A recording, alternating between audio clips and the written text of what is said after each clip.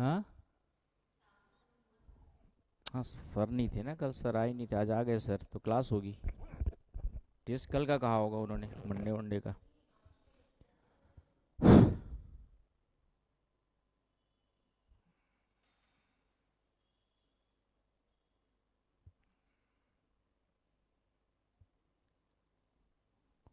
चलिए, कहाँ पे थे हम लोग? क्या हो गया था?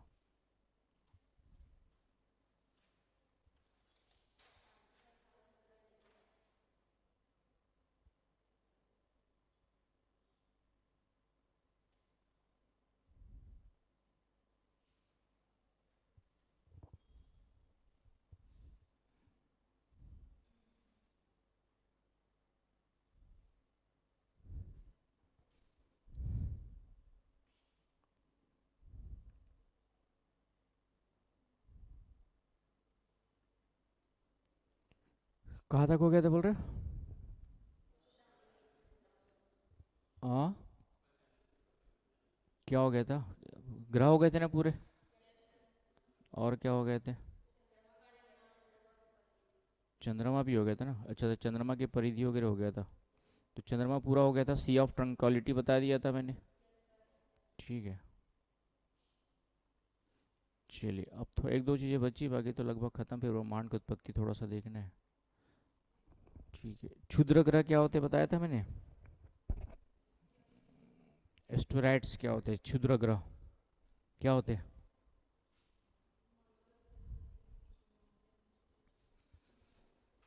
क्षुद्र ग्रह आपका जो है, क्या बताया था जब? जैद।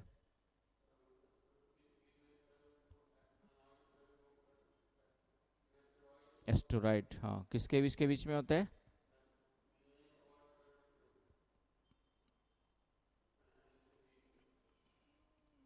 ठीक है।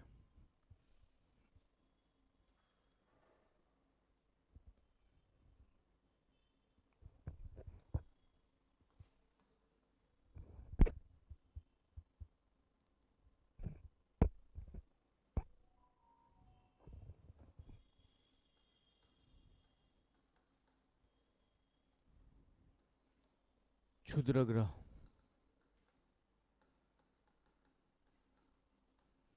एस्टेरॉइड्स। तो एस्टेरॉइड्स आपका जो है, ठीक है, ये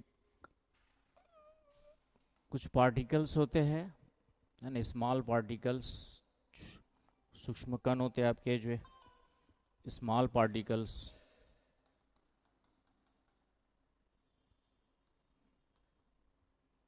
ठीक है, छोटे कण होते हैं, सूक्ष्म कण होते हैं, जो किसके किसके बीच में मिलते हैं आपके जो है, मंगल और बृहस्पति के बीच में मिलते हैं। मंगल एंड बृहस्पति के बीच मिलते हैं। Found in between Mars and, आपके जो है, क्लियर है?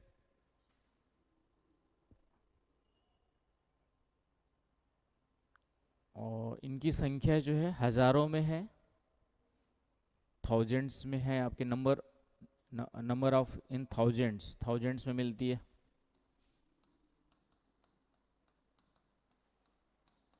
हजारों में मिलते हैं आपके जो है, निरंतर जारी भी है खोज, और भी निरंतर चल रही है। जो सबसे बड़ा अवांतर ग्रह जो है, सबसे बड़ा जो है, जो क्या बोलते हैं इसको, अवांतर, क्षुद्र ग्रह को अवांतर ग्रह भी बोलते हैं, हिंदी में याद रख लेना, अवांतर ग्रह, है ना। क्षुद्र ग्रह के स्थान पे एस्टेरॉइड्स को क्या कहते हैं? अवांतर ग्रह, ये भी ध्यान रख लेना, नहीं, इसलिए इंग्लिश वर्ड याद रखना एस्टेरॉइड्स, है ना, ये वही रहेगा, बाकी हिंदी में क्षुद्र ग्रह या अवांतर ग्रह। तो जो पहला देखा गया था, जो फर्स्ट अवांतर ग्रह जिसकी खोज हुई थी, फर्स्ट आपका जो था, फर्स्ट जो था उस अवांतर ग्रह का नाम था सेरस।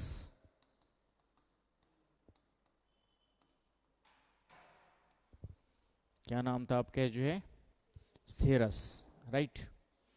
और इसकी खोज की थी पियाजी ने, पियाजी,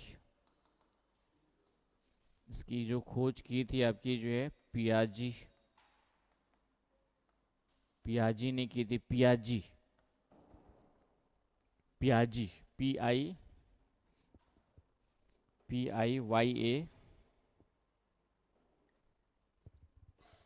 PIYA, GY लिख लो या ZY, पियाजी ने।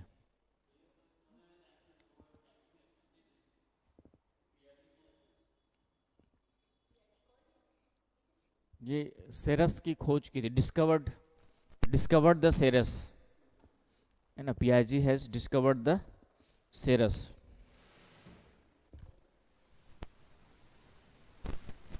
आगे बस समझ में, कहाँ गिर रही भाई। चलिए, एक तो ये याद रख लेना है, और इसके अलावा एक दो नाम और है, जूनो एंड वेस्टा। ठीक है, 4 वेस्टा बताया था, एकमात्र क्षुद्र ग्रह है जो, एक दो और नाम याद कर लो, जूनो, और एकमात्र क्षुद्र ग्रह है 4 वेस्टा, जो खुली आंखों से देखा जा सकता है। 4 वेस्टा जिसको खुली आंखों से देखा जा सकता है।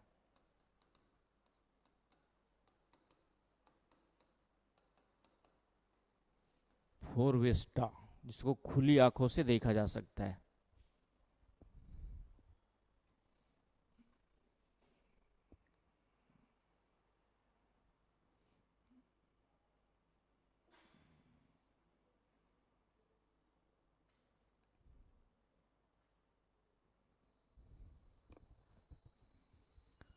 क्लियर पॉइंट, एक नंबर का।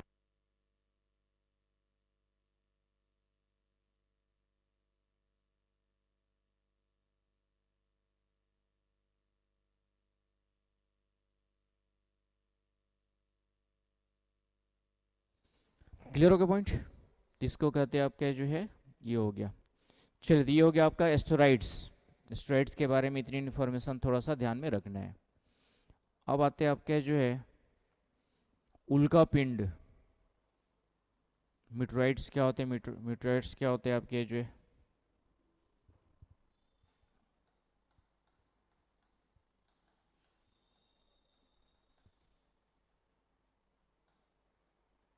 मीटियोर्स क्या होते हैं, उल्का पिंड।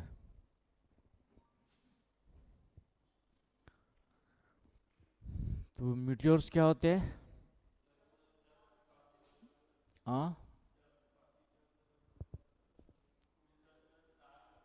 हाँ, तो उल्का पिंड भी जो है ये ब्रह्मांड में, ब्रह्मांडी पिंड होते हैं, ब्रह्मांड में स्वतंत्र रूप से संचरण करने वाले, है ना, ब्रह्मांड में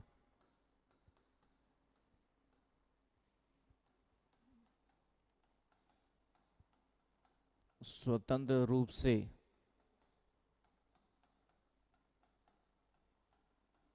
संचरण करने वाले आपके क्या होते हैं, आपके जो है स्वतंत्र रूप संचरण करने वाले ब्रह्मपिंड होते, आकाशीय पिंड होते हैं। मतलब बड़े बड़े पत्थर के टुकड़े उकड़े टाइप के हो सकते हैं, आकाशीय पिंड। Celestial body, celestial body, celestial body moving freely in universe, उसको हम लोग क्या कहते हैं आपके जो है, उल्का पिंड कहते हैं। आगे बात समझ में। तो ये जब कभी कभी पृथ्वी के ग्रेविटेशनल फोर्स में आ जाते हैं, है ना, कभी कभी जो है घूमते घूमते इस तरीके से पृथ्वी के ग्रेविटेशनल फोर्स में आ जाते हैं, ग्रेविटेशनल फोर्स के इम्पैक्ट में आ जाते हैं, है ना, कभी कभी जो है ग्रेविटेशनल फोर्स के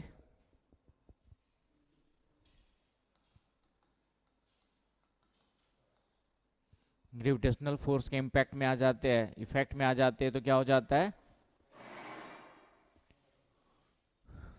तो ये पृथ्वी की ओर खींचने लगते हैं, और पृथ्वी की ओर जब खींचते हैं तो ये जब एटमॉस्फेयर के साथ में, वायुमंडल के साथ में इसका घर्षण होता है तो ये जलने लगते हैं। यहाँ पे क्या होता है, घर्षण होता है, फ्रिक्शन होता है, तो फ्रिक्शन होने के कारण से क्या होता है आपके जो है, ये जलते हुए दिखाई देते हैं, फ्रिक्शन के कारण से ये बर्निंग, तो इसको हम लोग टूटता हुआ तारा या बर्निंग स्टार कहते हैं, है ना, टूटता हुआ तारा या बर्निंग स्टार कहते हैं, राइट। टूटता हुआ तारा या बर्निंग स्टार कहते हैं। आगे बस समझ में। तो इस तरीके से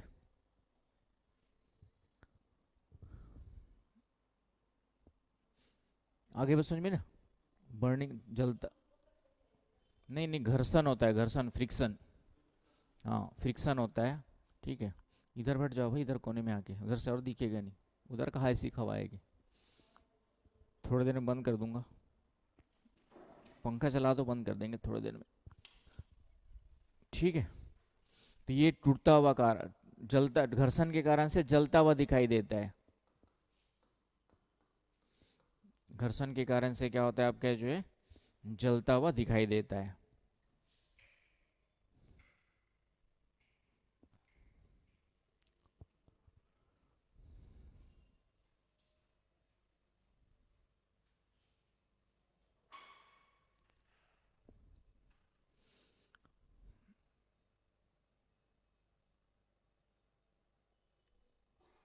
चलिए, तो ये हो गया आपका जो है मिटराइट्स। अब आते हैं पुच्छल तारा, है ना। मिटियोर्स कैसे दिखाई देते हैं, उल्का पिंड एक बार देख लो। बच्चे गायब हो जाते हैं ना, बड़ी गुस्सा आती है। तुम लोग पढ़ाई लिखाई करने आए हैं।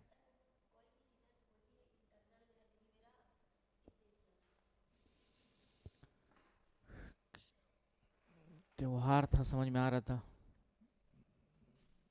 मिटियर्स नहीं, मिटियोर्स, मिटियोर्स।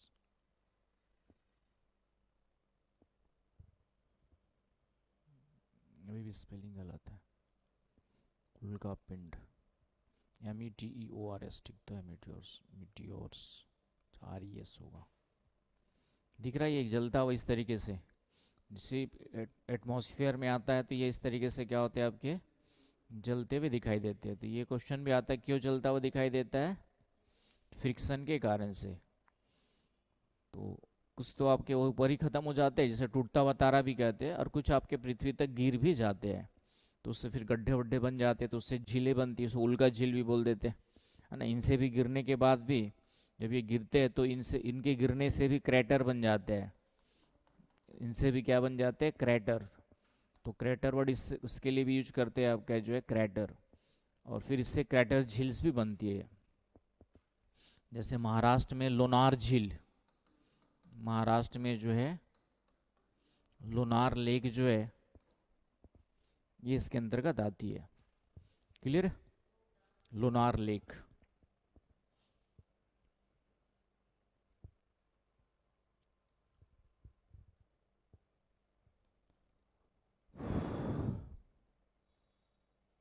क्लियर हुआ। ये हो गए आपके मीटियोर्स। अब आते हैं कॉमेट्स। आपके जो है कॉमेट्स,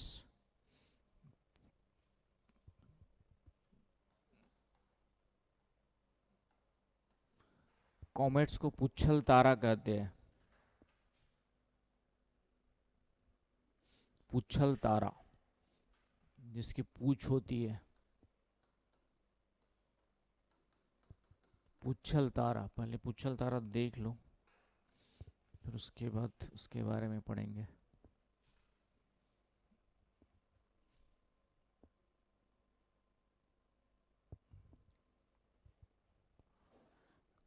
अरे यार, कभी कभी ये भी परेशान कर देता है।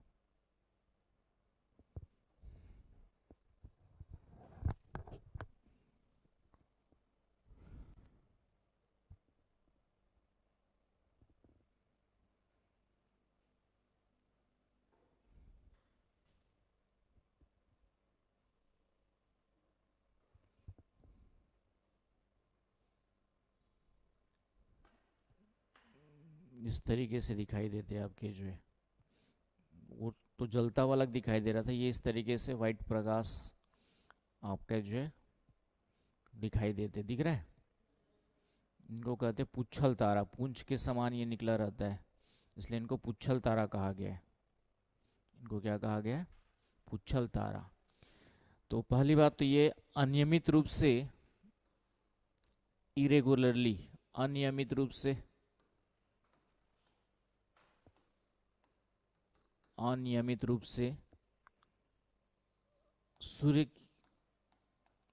आपका जो है अनियमित रूप से सूर्य के चक्कर लगाने वाले तारों को, लंबी कक्षा, इसकी कक्षा लंबी होती है, अनियमित रूप से लंबी कक्षा में,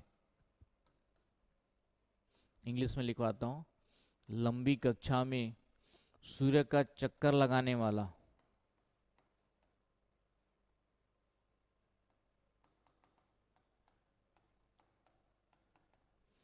अनियमित रूप से लंबी कक्षा में सूर्य के चक्कर लगाने वाले तारे को पुच्छल तारा कहा जाता है। इंग्लिश में लिख लीजिएगा, revolving revolving around the sun,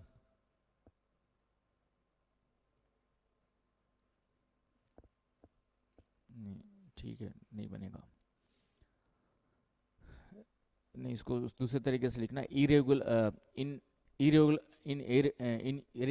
irregular path, in irregular path, या इन, अभी भी नहीं, दूसरे तरीके से, in in long orbit, in long orbit,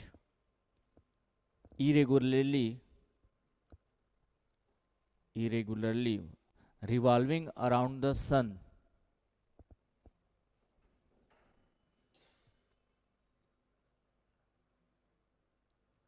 knowing as the comets। आ रही बात समझ में?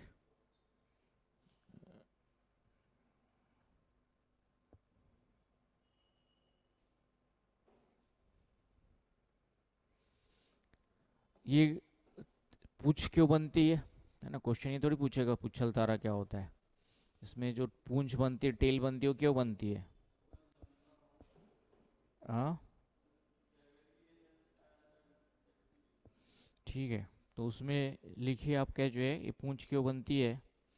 इसमें क्या होता है कि धूल गैस तथा हिमानी ग्लेशियर्स के रूप में आइस आइस पार्टिकल्स होते हैं, धूल प्लस हिमकण होते हैं इसमें, डस्ट प्लस आइस पार्टिकल्स होते हैं इसमें। इसमें क्या होते हैं आपके जो है धूल कण तथा आइस पार्टिकल्स होते हैं।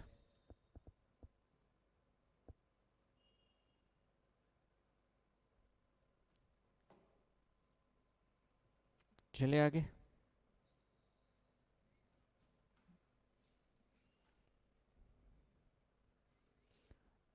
इसमें तो होता क्या है आपका जो है, हिमकण क्या होते हैं इसमें, आइस पार्टिकल्स क्या होते हैं, क्योंकि सूर्य से बहुत दूरी पर होते हैं, सूर्य से क्या होते हैं आपके जो है, सूर्य से बहुत दूरी पर होते हैं, लॉन्ग डिस्टेंस पर होते हैं आपके जो है। इस कारण से उसमें टेम्परेचर क्या होगा, बहुत कम होता है, माइनस में होता है कि नहीं। इस कारण से इसमें आइस पार्टिकल्स पाए जाते हैं। और इसके अलावा जो है कौन कौन सी इसमें गैसेस पाई जाती है, इसमें जो है अमोनिया गैसेस पाई जाती है, गैसेस भी पाई जाती है, गैसें अमोनिया है। इसके अलावा जो है कार्बन डाइऑक्साइड और कार्बन मोनोऑक्साइड, कार्बन मोनोऑक्साइड और मीथेन, ये गैस अधिक मात्रा में पाई जाती है, इसमें प्रधानता होती है ना। आपका जो है ammonia, carbon dioxide, carbon monoxide और मीथेन की प्रधानता होती है। अब ये पूंछ क्यों बनती है इसका,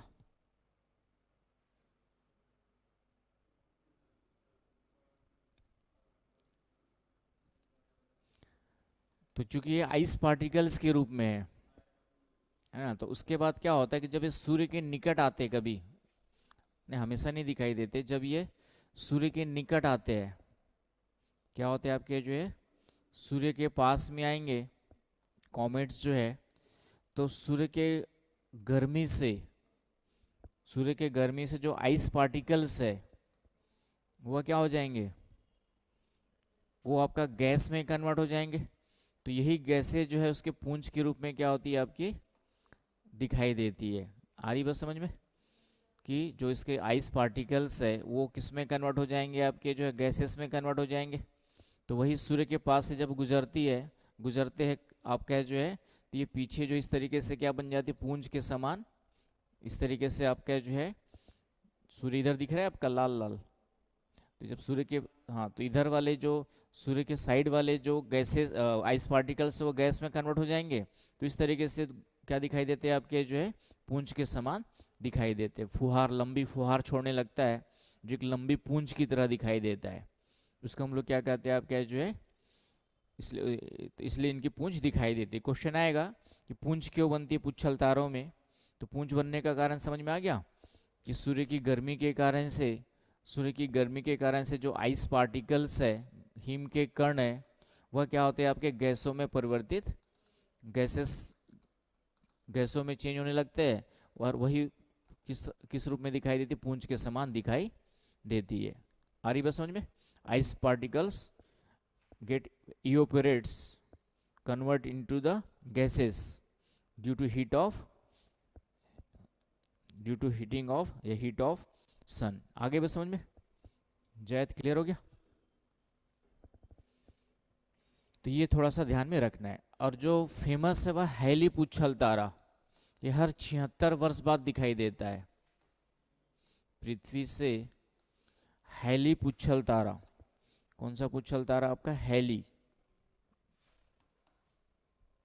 आपका जो है हैली कॉमेट्स। हैली की स्पेलिंग क्या होगी भाई? अब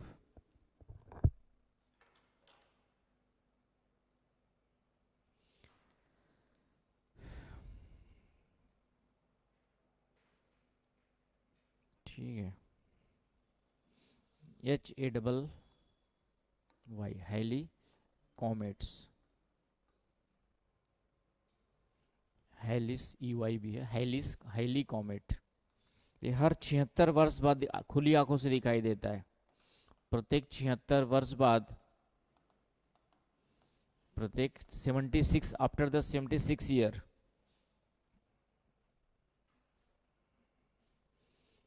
तो ये जो खुली आंखों से दिखाई देता है ना? किससे दिखाई देता है आपके, जो है खुली आंखों से दिखाई देता है। तो ये नाम याद रखना, हैली पुच्छल तारा।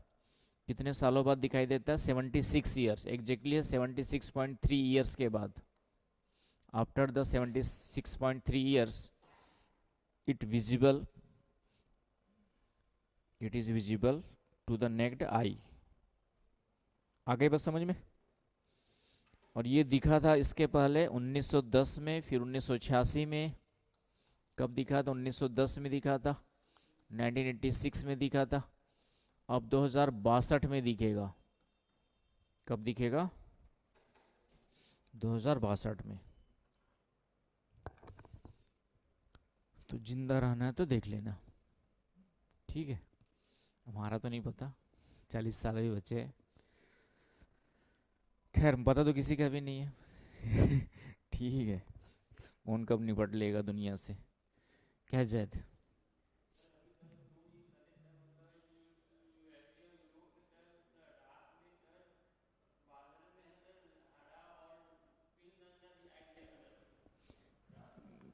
क्या दिखाई दिया था?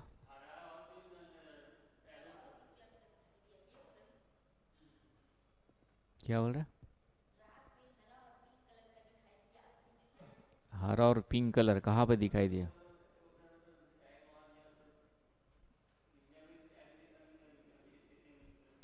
चलिए, तो ये हो गया आपका जो है किसके बारे में,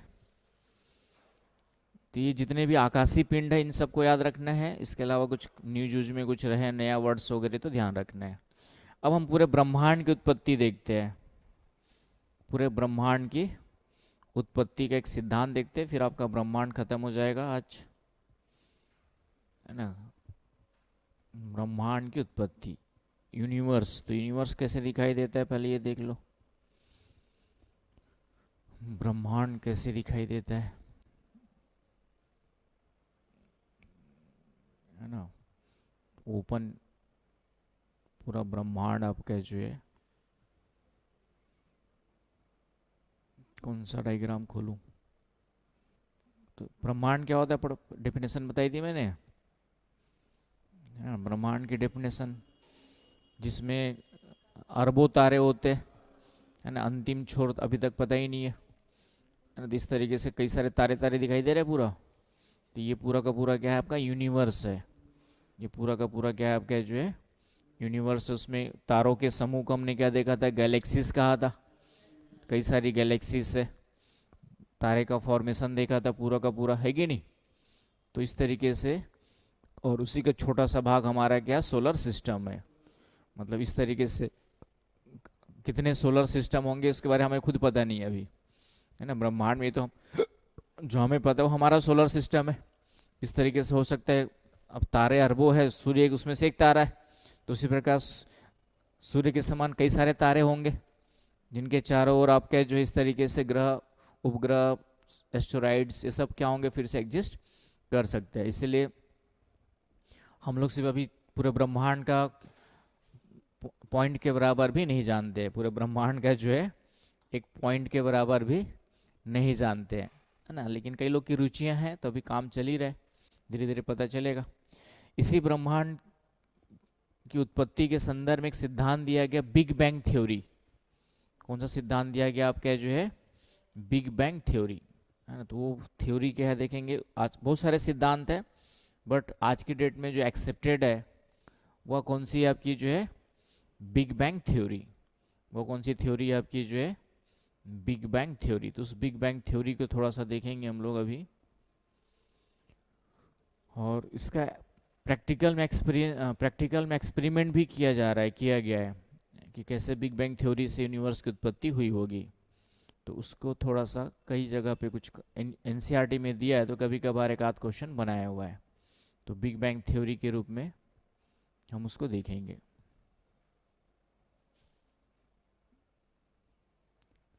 ये कैसे एक पॉइंट, साइज वाले पॉइंट से पूरा का पूरा यूनिवर्स बना होगा, इसकी एक कल्पना। और इसमें लास्ट में मानव हम लोग है, इसी में लास्ट में क्या हम लोग, छोटा सा मानव है, राइट। चलिए, तो आते हैं बिग बैंग थ्योरी। आपके जो है बिग बैंग थ्योरी में आते कुछ कुछ पॉइंट्स याद रखने हैं, सिद्धांत क्या है थोड़ा सा याद रखना है।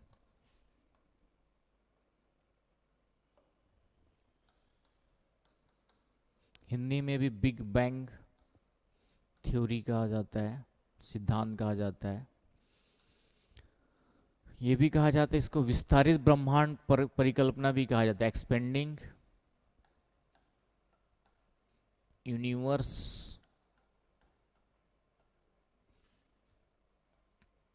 थ्योरी भी कहा जाता है, विस्तारित ब्रह्मांडी सिद्धांत।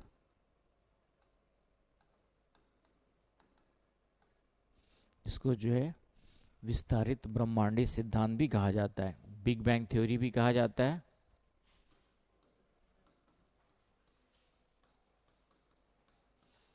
और विस्तारित ब्रह्मांड परिकल्पना भी कहा जाता है, राइट। इसको दिया था आपका जॉर्ज लैमेंटर ने, बेल्जियम के पादरी थे।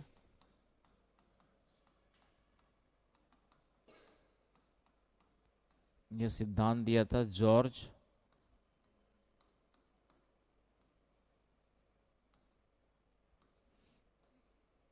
लैमेंटर। किसने दिया था आपके, जो है जॉर्ज लैमेंटर ने दिया था। चले आगे।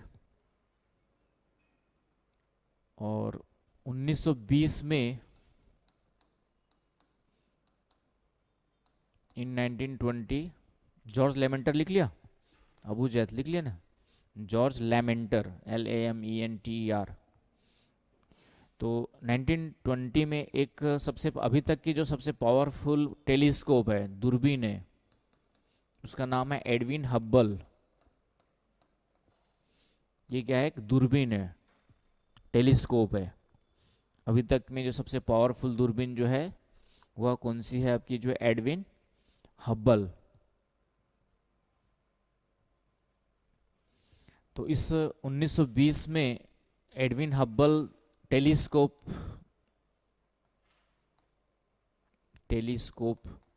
दूरबीन से पता चला, इन्होंने इस दूरबीन के द्वारा अध्ययन से बताया गया कि ब्रह्मांड का क्या हो रहा है, विस्तार हो रहा है। ब्रह्मांड का क्या हो रहा है, विस्तार हो रहा है।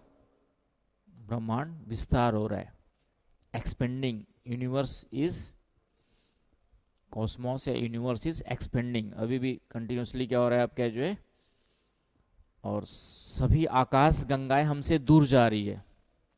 आकाश गंगा का मतलब सभी गैलेक्सीज, जितनी गैलेक्सीज है ना, हमारी गंगा का नाम आकाश गंगा है, तो गैलेक्सीज जो है, गैलेक्सी क्या हो रही है हिंदी में क्या कहते हैं, मंदाकिनी। मंदाकिनी जो है हमसे क्या हो रही है, दूर जा रही है। जितनी भी मंदाकिनियां हैं हमसे दूर जा रही है, moving away from us. Galaxies are moving away from us, है ना, सब पॉइंट्स याद रखना है।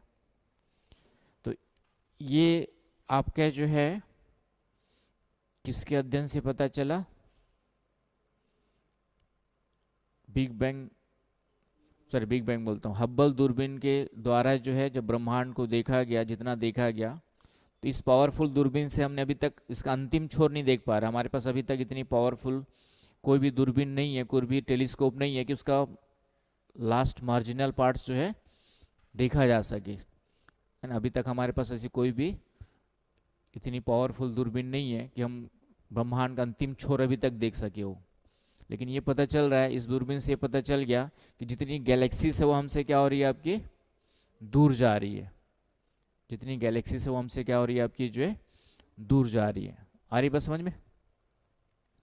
तो उसी बेस पे यह सिद्धांत दिया गया, उसी इन्हीं आधारों पर यह सिद्धांत दिया गया।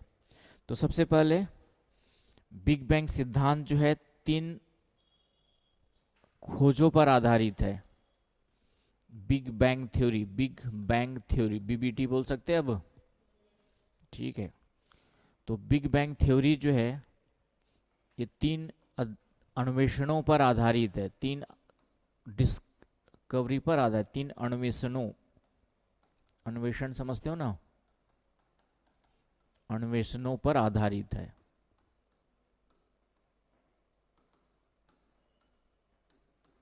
based on 3 inventions. This theory is based on 3 inventions.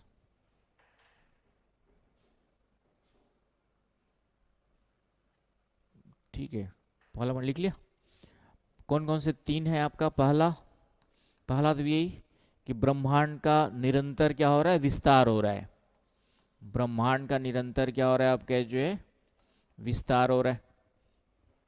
English में जाएगा यूनिवर्स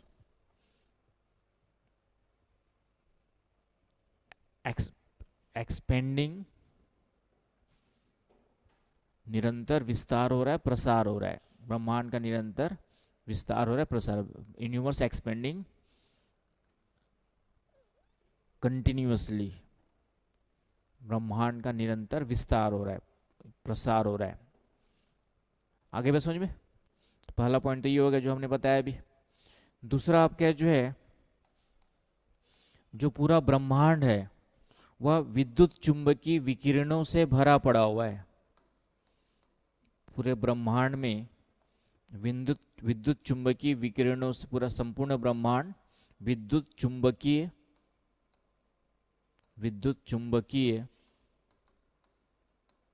विकिरणों से भरा पड़ा है। विद्युत चुंबकीय विकिरणों से भरा हुआ है। इंग्लिश में लिख लीजिएगा एंटायर यूनिवर्स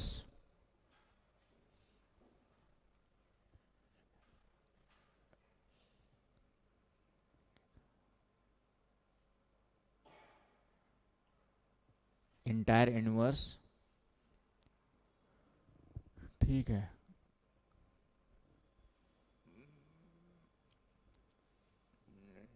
या इस उल्टा लिख लीजिएगा electromagnetic radiations, electromagnetic radiations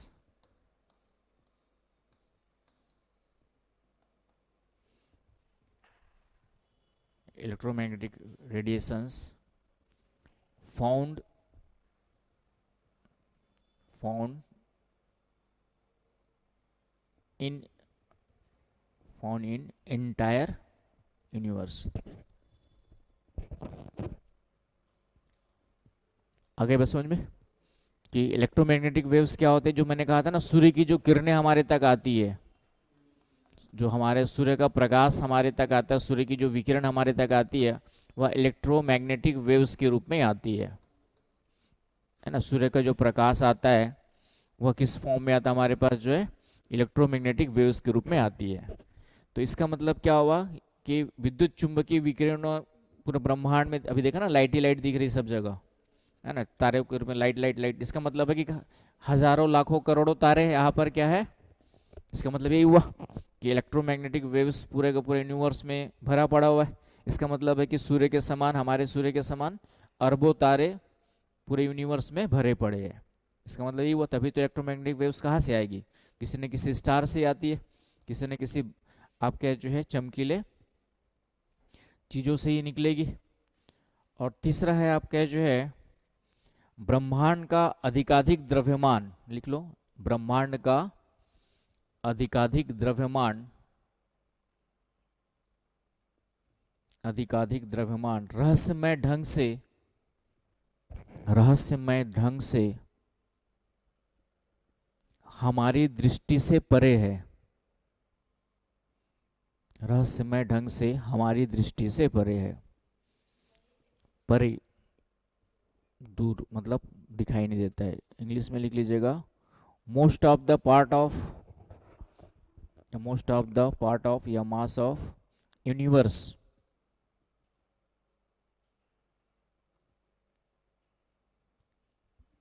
most of the part of universe, mass of universe, away from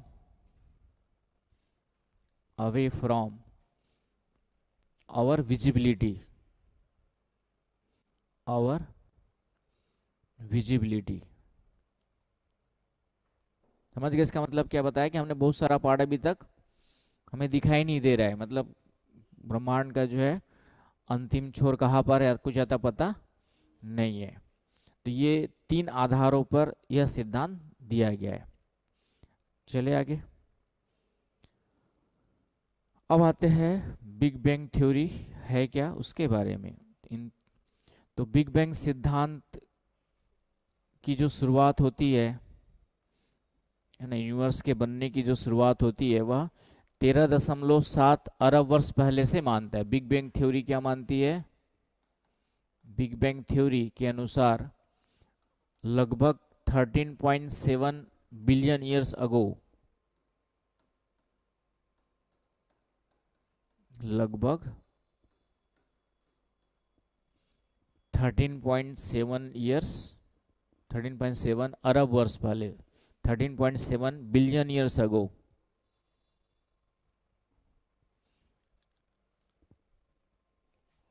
यहां से शुरुआत होती है। क्या शुरुआत होती है कि पूरा जो ब्रह्मांड है एक पॉइंट के बराबर, एक बिंदु के रूप में क्या था आपका जो है कॉम्पैक्टेड था, एक बिंदु के रूप में 13.7 अरब वर्ष पहले जो संपूर्ण ब्रह्मांड है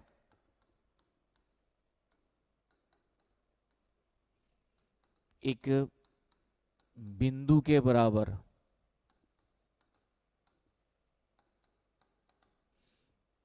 घनीभूत था।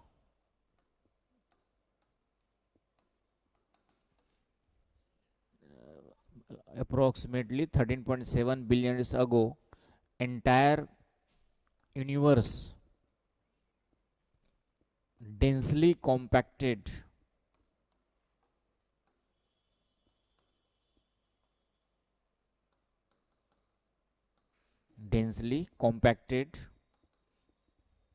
just as a form of point, just as a size a form of point। आ गई बस समझ में, मतलब एक बिंदु के रूप में था। बिंदु के रूप में इसका मतलब क्या हो गया, वॉल्यूम बहुत ही जीरो के बराबर, नहीं जीरो तो नहीं लेकिन आयतन जो है बहुत ही कम, वॉल्यूम बहुत ही क्या था, वॉल्यूम अत्यंत कम, आयतन जो है अत्यधिक क्या हो गया आपका जो है वॉल्यूम वेरी लेस, नेग्लिजिबल। और डेंसिटी क्या हो जाएगी आपकी, अधिकतम मैक्सिमम डेंसिटी होगी कि नहीं होगी। जब वॉल्यूम जीरो है, जीरो के बराबर है, तो सूक्ष्म आयतन और अत्यधिक घनत्व, इसका आयतन क्या था, सूक्ष्म हो गया, और घनत्व क्या हो गया आपका, अनंत के बराबर हो जाएगा, इनफाइनाइट। मैक्सिमम की जगह पे इनफाइनाइट डेंसिटी की लग सकती है। डेंसिटी क्या थी आपकी जो है, इनफाइनाइट डेंसिटी। आ रही बस समझ में अबू, है ना। क्या था आपका जो है, entire universe just compacted is the size of point. और साइज ऑफ पॉइंट है, इसका मतलब वॉल्यूम क्या हो गया, वेरी लेस, है ना, नेग्लिजिबल है, जीरो के बराबर। तो वॉल्यूम क्या हो जाएगा, इनफाइनाइट, है ना। बताया था ना, डेंसिटी इज इक्वल टू क्या होता है आपका, डेंसिटी इज इक्वल टू क्या बताया था, क्या बताया था मिताली, घनत्व is equal to mass divided by volume, है ना, द्रव्यमान बटे आयतन, है कि नहीं। तो जब ये आयतन जीरो के बराबर है तो डेंसिटी क्या हो गया, मैक्सिमम, इंफिनिटी के बराबर हो गया। तो इस तरीके से क्या माना गया, इस सिद्धांत के अनुसार कि 13.7 अरब वर्ष पहले पूरा जो ब्रह्मांड था वह एक पॉइंट के बराबर था, जिसकी जिसका आयतन बहुत कम था और डेंसिटी लगभग क्या थी, इन्फिनिटी के बराबर थी, इन्फिनिटी की थी, अनंत था। आगे बस समझ में। और इसको वैज्ञानिकों ने नाम दिया पॉइंट ऑफ सिंगुलरिटी। इसको उन्होंने क्या कहा, point of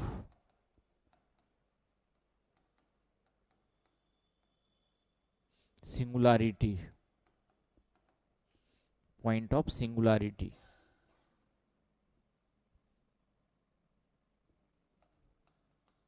point of singularity, singularity Hindi में कहते विलक्षणता का बिंदु।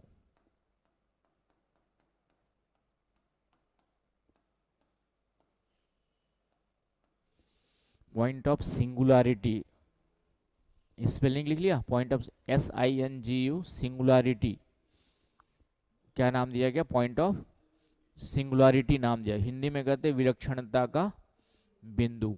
क्लियर हो पॉइंट। अब कोई भी इनफाइनाइट डेंसिटी वाली चीज कब तक शांत बैठे रहेगी, बहुत ही, जिसकी इनफाइनाइट डेंसिटी है वो कब तक स्टेबल रहेगी, नहीं रहेगी, है ना। अंदर आपका गुस्सा भरते जाएगा, गुस्सा भरते जाएगा, तो एक समय बाद फटेगा। तो उसी प्रकार इसका क्या हुआ आपका जो है, सुपर एक्सप्लोजन हुआ। इसका क्या हुआ आपका जो है, सुपर एक्सप्लोजन हुआ, इस पॉइंट का आपका क्या हो गया, आपका सुपर एक्सप्लोजन। इसका क्या हो गया आपका जो है, महाविस्फोट हुआ।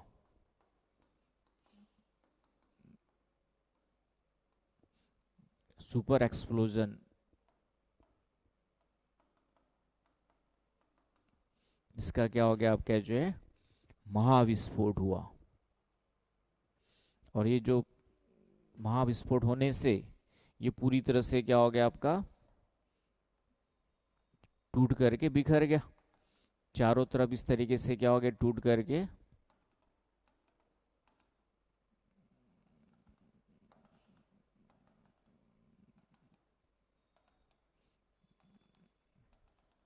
बिखर गया।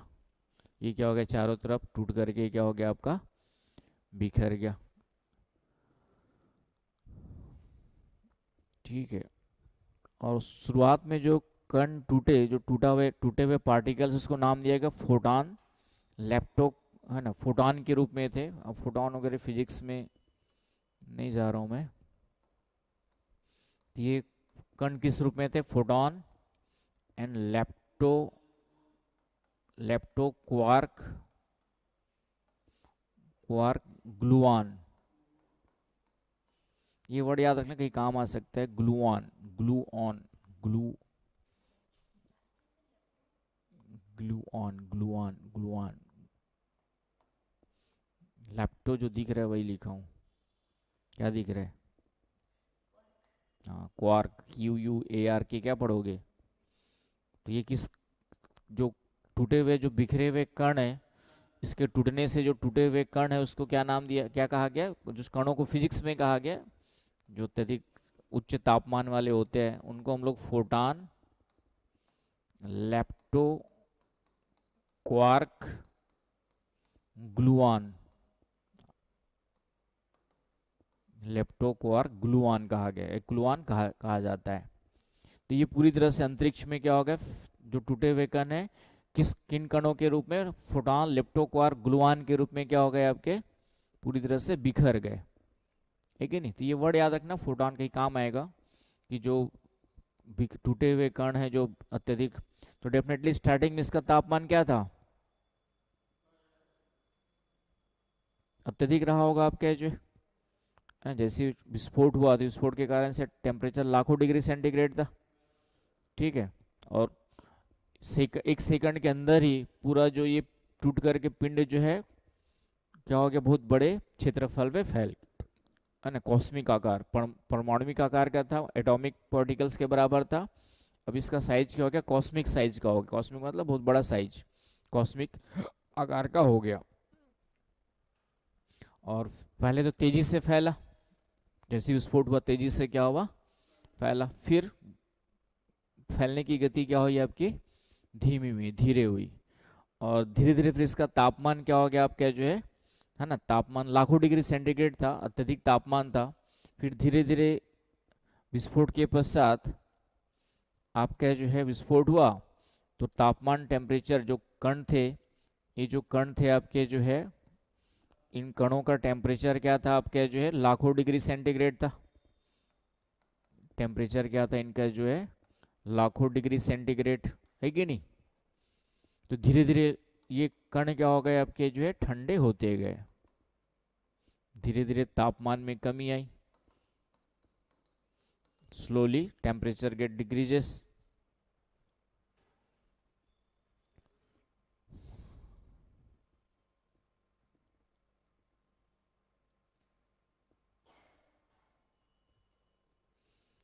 तो लगभग 3 लाख सालों तक टेम्परेचर कम होता रहा। क्या बताया गया आपका जो है, लगभग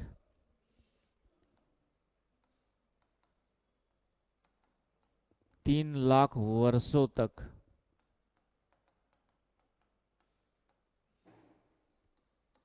तापमान में कमी होते रही, टेम्परेचर कम होता रहा, टेम्परेचर डाउन होते रहा। और तब जाकर के टेम्परेचर कितना हुआ, 4500 डिग्री केल्विन। तब टेम्परेचर जाकर के कितना हुआ, लगभग आपके जो है कुछ तक गिर गया, तब जाकर के कुछ पहले परमाणुविक पदार्थ का निर्माण हुआ। टेम्परेचर जो है कितना हुआ, लगभग तापमान गिर करके, तापमान में कमी और गिर करके तापमान कितना हो गया, 450 डिग्री, 450 केल्विन हुआ किसी क्षेत्र में। तो फिर आपका परमाणुविक पदार्थ या परमाणु का निर्माण हुआ, परमाणुविक पदार्थ का निर्माण हुआ, एटॉमिक।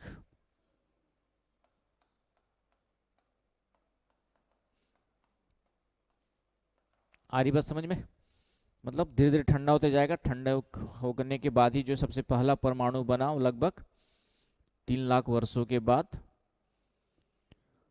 और जो ब्रह्मांड है वह आपका पूरा का पूरा ट्रांसपेरेंट हो गया उसके बाद, मतलब धीरे धीरे ठंडे होने लगे। और ठंडे होकर के फिर आपका क्या बनने लगे, आपका जो है कण बनने लगे, और कण बनते गए, राइट। और जो ठंडे नहीं हो पाए वो तारों के रूप में रहे, तो उनका आकार और मास अभी भी ज़्यादा था, तो उसके चारों ओर फिर क्या हो गया, कुछ पदार्थ घूमने लग गए, है ना। पूरे ब्रह्मांड में क्या क्या है, गैलेक्सीज है, मतलब तारे हैं, और तारों के चारों ओर घूमने वाले कई सारे पदार्थ है ना। तो तारे हैं तो तारों का द्रव्यमान और आयतन दोनों ज़्यादा था, तो इस कारण से उसका ग्रेविटेशनल फोर्स क्या हो गया, ज़्यादा रहा होगा आपके जो, तो उनके चारों ओर जो है फिर पदार्थ क्या हो गए आपके, घूमने लग गए। आ रही बस समझ में।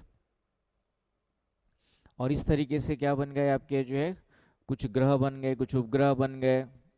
आ रही ना बस समझ में।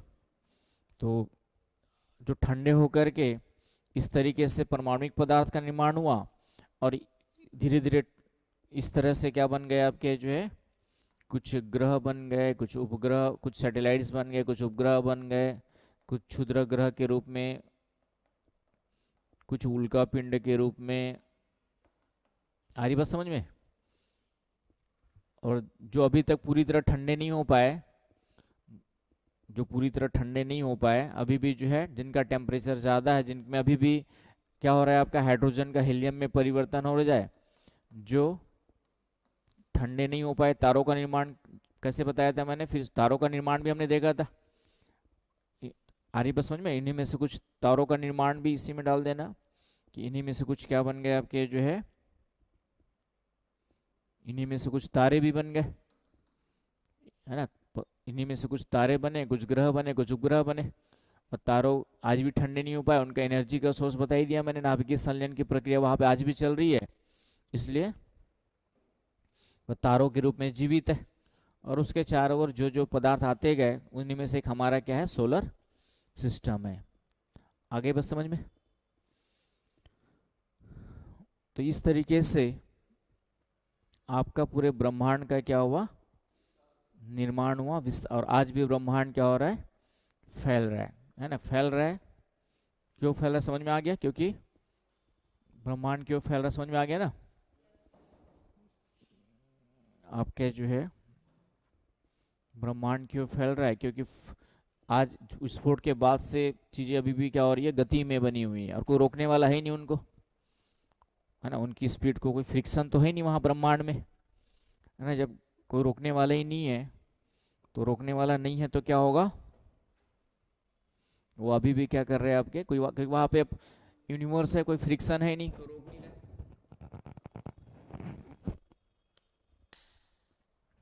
इसीलिए ब्रह्मांड क्या हो रहा है आपका, निरंतर फैल रहा है। आगे बस समझ में? तो इस तरीके से पूरे ब्रह्मांड का क्या हुआ, निर्माण हुआ।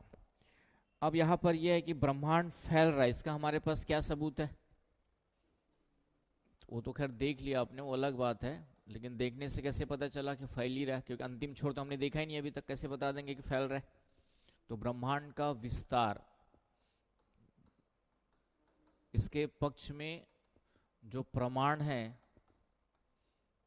इसके सपोर्ट में जो एविडेंस है, उसको हम लोग वन वर्ड में कहते हैं अवरक्त विस्थापन। ये क्वेश्चन प्रीलिम्स में पूछा था अवरक्त विस्थापन के बारे में, कि ब्रह्मांड का विस्तार हो रहा है, उसका क्या प्रूफ है या क्या एविडेंस है, कौन सी घटना है जिससे हमें पता चल रहा है कि ब्रह्मांडों का विस्थापन हो रहा है, ब्रह्मांड का विस्थापन हो रहा है। तो उसको हम लोग कहते हैं अवरक्त विस्थापन की घटना, प्रसार सिद्धांत। इसको हम लोग क्या कहते हैं, आप क्या जो है,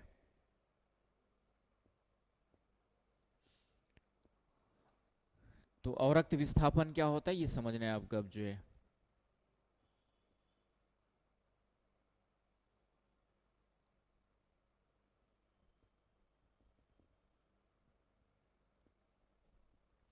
तो अवरक्त विस्थापन, तो अब ये आ गया हमारा। तो कभी क्वेश्चन आ जाए किसका, इसका जो प्रूफ है, एविडेंस है, ब्रह्मांड का प्रसार हो रहा है, विस्तार हो रहा है ना, उसका प्रूफ क्या है हमारे पास, अवरक्त विस्थापन की घटना। तो अवरक्त विस्थापन क्या है, तो लाइट में कितने कलर होते हैं, है ना, प्रकाश में कितने कलर होते हैं, अब तो बता दो, कुछ तो होते होंगे। विबग्योर सुना है ना भाई, विबग्योर, विबग्योर, 7 हो गए, 7 ही कलर होते हैं ना भाई। वर्ड सुना है इसके पहले, नहीं सुने, लिख लो तो। हिंदी में होता है बैजनी, विबग्योर का होता है वायलेट, बैगनी, इंडिगो, इंडिगो का होता है आपका बैग जानी, जामुनी,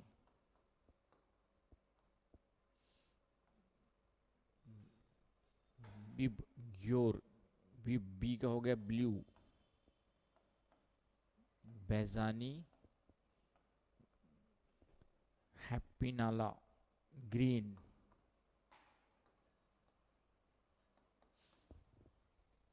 ठीक है। वाई का येलो, नीला,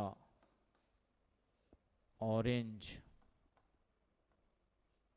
संतरे कलर का, नारंगी कलर का, येलो का पीला,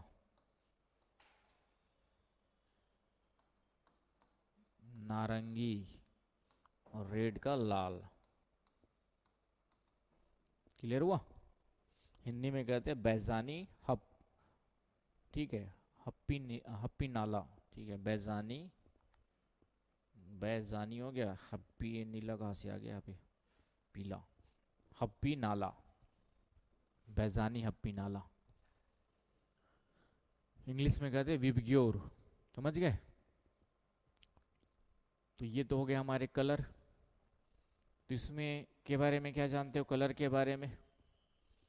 तो जितना लाइट से आप दूर जाते जाओगे, लाइट सोर्स से, प्रकाश स्रोत से, तो आपको कौन सा कलर दिखते जाएगा? इससे दूर जाओगे तो प्रकाश स्रोत से जितना दूर जाओगे या प्रकाश स्रोत की ओर जाओगे, है ना, प्रकाश स्रोत से दूर जा रहे हैं आप, तो लाइट कौन सा कलर का दिखते जाएगी आपको? या पास जाओगे तो किधर किधर कलर शिफ्ट होगा?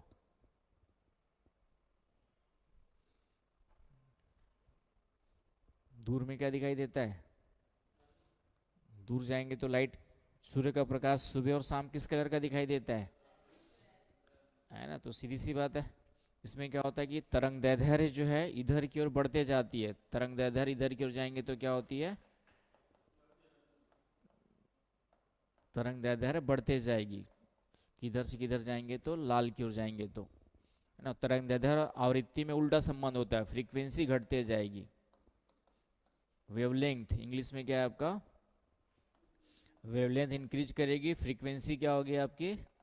डिक्रीज करेगी, है ना। तो जितनी ज़्यादा वेवलेंथ बनेगी उतना ही दूर तक ट्रेवल करेगी, या फ्रीक्वेंसी जितनी आपकी कम होगी उतना ही दूर तक ट्रेवल करेगी, है कि नहीं? इसलिए हमें सबसे लॉन्ग डिस्टेंस सुबह और शाम होता है, सूर्य जब निकलता है तो कौन सा कलर दिखाई देता है? लाल कलर। तो इसलिए जब भी प्रकाश सोर्स से दूर जाएंगे हम लोग, तो हमें कलर जो है किधर से पास से दूर जाओगे तो बैगनी से लाल कलर की ओर शिफ्ट होगा, है ना। पहले आपका पास में रहोगे तो बैगनी कलर दिखाई देते रहेगा, जैसे दूर जाते जाओगे ये कलर आपका किधर होते जाएगा? लाल कलर की ओर चेंज होते जाएगा। या पास की ओर जाएंगे तो लाल से आपके जो है किधर की ओर जाओगे आप लोग? वी की ओर। और इधर से इधर जाओगे तो आपका जो है वी से रेड की ओर चेंज हो जाएगा। आगे बस समझ में? तो ये अवरक्त विस्थापन कहलाता है। ये क्या कहलाता है? Red shift. मतलब दूर जाएंगे प्रकाश स्रोत से, तो प्रकाश स्रोत से जितना दूर जाएंगे कलर कौन सा होते जाएगा? चेंज आपका लाल कलर की ओर चेंज होते जाएगा। तो यही चीज देखी गई किसी गैलेक्सी में, है ना। गैलेक्सी में क्या देखा गया कि आपका जो है कि जैसी हम ब्रह्मांड में देखते हैं, तो जो जो मंदकिनी जो गैलेक्सी हमें दिखाई दे रही है, तो उसमें जो जितना दूर की ओर देखेंगे कलर कौन सा दिखाई देता है? लाल कलर की ओर शिफ्ट होते जाता है। जितना पास देखेंगे उसका कलर क्या दिखाई देता है हमें? जो है आपका बैगनी या ब्लू कलर, है ना। ब्लू जैसे हमारा आसमान है ब्लू कलर का दिखाई देता है। क्यों दिखाई देता है? क्योंकि आसमान का जो कलर है वो ब्लू क्यों दिखाई देता है? क्योंकि हमारे पास जो डिस्टेंस है वो ब्लू कलर की अभी रिफ्लेक्ट हो रही है ऊपर देखेंगे तो। लेकिन जैसे इधर सुबह और शाम में जाएंगे तो किधर दिखाई देता है? लाल कलर की ओर, है कि नहीं। कुछ येलोइस भी दिखाई देता है, लाल के बाद येलो दिखाई देता होगा आपका जो है ना, ऑरेंज कलर का दिखाई देता है, पीला दिखाई देता होगा। ठीक है ना। सूर्य जब उगता है तो अलग अलग कलर दिखाई देते हैं, नहीं दिखाई देते हैं सूर्य। इसलिए कहा ना कि प्रकृति में बहुत सारी चीज़ें सीखने होगी, लेकिन हम सीखते ही नहीं है। बचपन से सूर्य को देखते जरूर, लेकिन कभी उसको ध्यान से, साइंटिस्ट कौन बनता है? वही जो बचपन से सूर्य का मतलब कि हर चीज़ को ऑब्जर्व करते रहते हैं। तो क्यूरियोसिटी इसलिए कहा जाता है कि बच्चे में क्या होना चाहिए? क्यूरियोसिटी होनी चाहिए। लेकिन हम बच्चों में क्यूरियोसिटी क्या है, 0 है।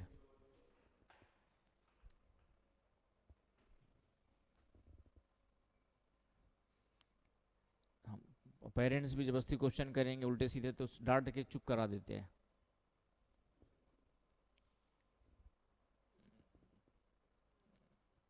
कराते हैं ना कि फालतू क्वेश्चन कर रहे हो करके। तो बच्चों की क्यूरियोसिटी को दबाना नहीं चाहिए। जो क्वेश्चन आते हैं उसको दिख रहा है आपका, जितना दूर जाएंगे तो लाल कलर, फिर ऑरेंज कलर का और नारंगी कलर का दिखेगा लगभग आपके जो, फिर येलोइस कलर भी दिख रहा है आपको, दिख रहा है, येलोइस भी दिख रहा है। तो इस तरीके से, और इधर जितना ऊपर जाएंगे फिर नीला कलर दिख रहा है आपके जो, है कि नहीं। और ज़्यादा फिर आसमान के पास जाओगे तो नीला कलर भी चेंज होते जाएगा, फिर वो बैगनी कलर की ओर शिफ्ट होगा। जितना और पास से देखोगे तो उतना कौन सा कलर की ओर जाएगा आपका, बैगनी कलर की ओर जाएगा। तो रेड शिफ्ट का मतलब वही हुआ कि कोई भी, जब हम प्रकाश स्रोत से क्या होते हैं आपके जो दूर जाते हैं तो हम कलर कौन सा शिफ्ट होते जाएगा हमारे आपके जो है, लाल कलर की ओर शिफ्ट होते जाएंगे। तो यही चीज किस में देखी गई आपका, गैलेक्सीज में देखी जाती है। निकटतम मंदाकिरणियों के जो कोई भी गैलेक्सीज है ना, आपके इसका डायग्राम दिया है, रेड शिफ्ट का भी दिया होगा तो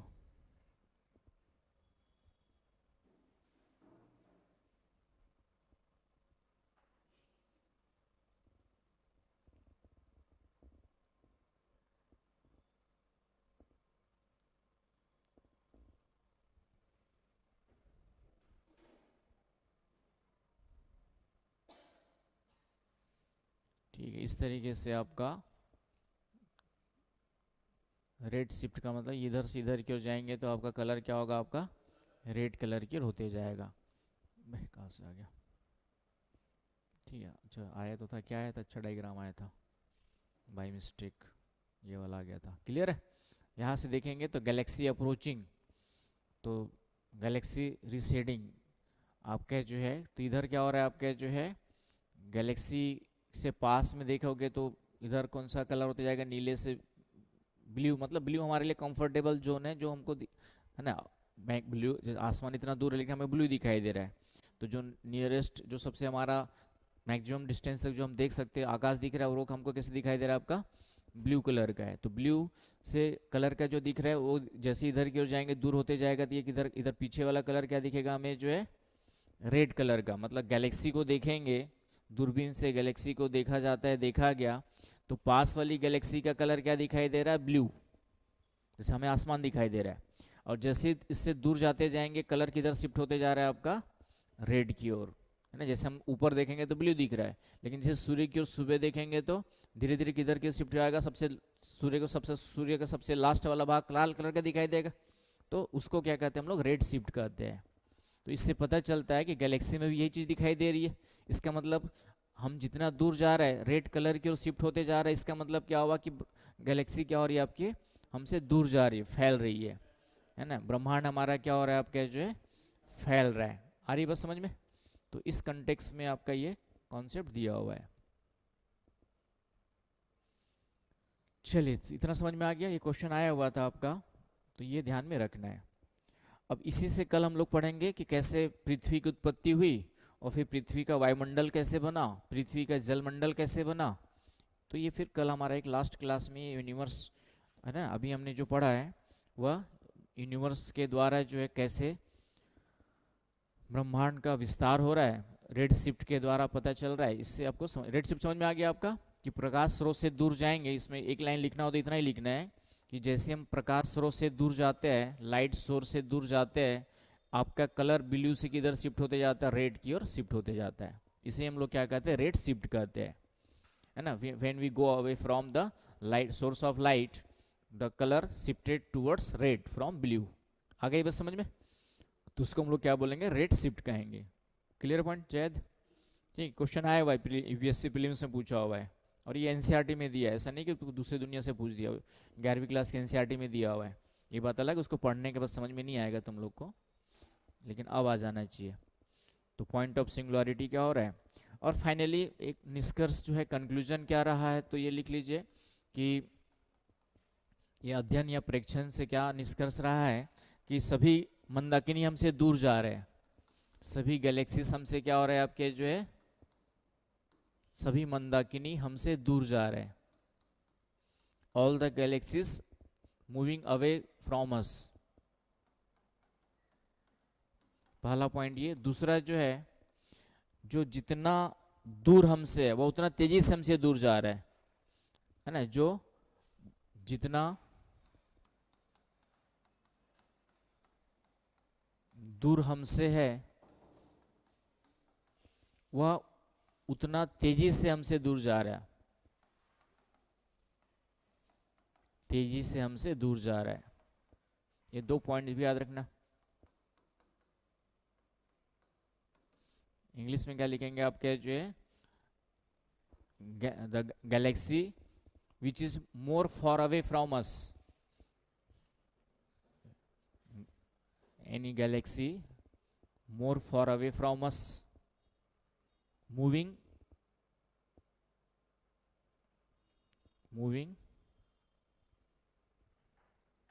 रैपिडली या मोर फास्टली। आ गई बस समझ में। तो ये पॉइंट आपको ध्यान में रखना है। तो ये हो गया आपका ब्रह्मांड की उत्पत्ति के बारे में, इतने पॉइंट्स याद रखना है। कल इसके अलावा कुछ चीज और देखेंगे। का भास्कर बाबू नींद नहीं खुली? हाँ, स्टेशन छोड़ने गए थे।